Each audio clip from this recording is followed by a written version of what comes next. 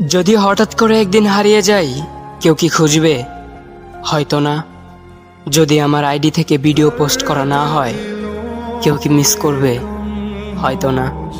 ইনবক্সে মেসেজ আসবে কিন্তু সিন হবে না, রিপ্লাই পাবে না, পরে থাকবে ওইভাবেই।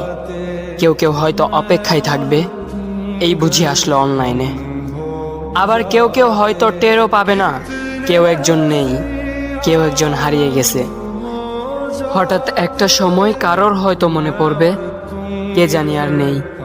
কষ্ট করে নামটা সার্চ করবে, পুরনো ভিডিওগুলো দেখবে আর ভাববে হুট করে কোথায় তুমি চুরি করেছ। কেউ কেউ হয়তো একদিন দুই দিন না পেয়ে ফ্রেন্ড লিস্ট থেকে আনফ্রেন্ড করে দেবে।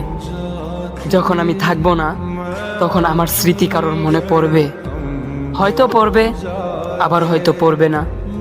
তবে হারাতে হবে, হারাতে হয়, হারিয়ে যাওয়াই নিয়ম।